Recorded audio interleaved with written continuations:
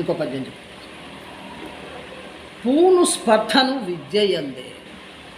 పూను స్పర్ధను విద్యలందే అంటే విద్యలు నేర్చుకోవడంలో స్పర్ధ అంటే వాడికన్నా నేను బాగా చదవాలి, వాడికన్నా నేను బాగా నేర్చుకోవాలి అన్న ఒక జలస్నెస్ మాత్రం విద్యల్లో ఉండాలి. అర్థమైందా? వైరములు వాణిజ్యమందే. అర్థమైందా?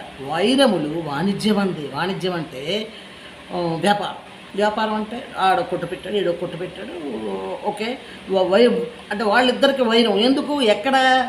వాడు ఎక్కువ అమ్మేస్తున్నాడు, వీడు ఎక్కువ అమ్మేస్తున్నాడు, నేను అమ్మాలి, నేను ఎక్కువ అమ్మాలి, వాడికన్నా ఎక్కువ అమ్మాలి అన్న వైరం వాళ్ళిద్దరు షాపుల దగ్గర,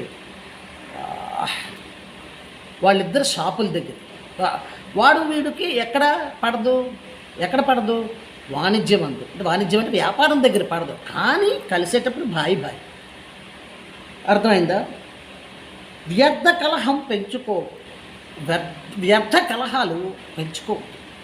ఆవిడ మీద కోపం ఉంది, దాన్ని అలా పట్టుకొని పీక్కొని దానికి మీరు అలా ఫీల్ అవుతే ఏమవుతుంది? మీ ఆరోగ్యం చెడిపోతుంది. అవతలోడికి ఏదో ఒకటి చెయ్యాలి అన్న మీ తపన తీరం. ఆ చెయ్యాల్సిన భగవంతుడు చేస్తాడు. ఎవడైనా మన పట్ల తప్పు చేస్తే భగవంతుడు చేస్తాడు, మనమేమి చెయ్యలేము. సో చూడదు, వదిలేసేయండి అలాంటివన్నీ. ఎప్పుడో ఆడి తప్పైందో నీ తప్పైందో వదిలేసేయడం. కత్తి వైరం కాల్చవోయ్ అంటే కత్తి వైరం అంటే ఎవరికి అర్థం ఇలాంటివన్నీ మనకు అనిపిస్తాయి. కోపం వచ్చినప్పుడు వీడిని ఉతికేద్దాం ఇలాగ అనిపిస్తుంది. అలాంటివి కాల్చవోయ్, అలాంటివి కాల్చేసేయి. నీ మనసులోంచి అవి కాల్చి తీసేసేయి. అలాంటివి నీ మనసులో పెట్టుకో. అర్థమైందా? అందువలన జాగ్రత్తగా ఇలాంటివన్నీ వింటూ మీరు మీ జీవితంలో అడుగు ముందుకేస్తే you will be always success అన్నది నా ఉద్దేశం. Please follow me, forward my reels or what I don't know.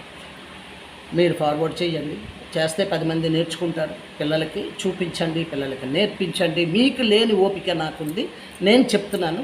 మీరు అవి వాళ్ళ ముందు పెట్టండి. పిల్లలు ఫోన్లు చూస్తుంటారు, ఆ ఫోన్లు ఇవి పెట్టండి, వింటారు. మీ సంప్రదాయం మా అమ్మ చెప్పింది అని చెప్పండి, వింటారు.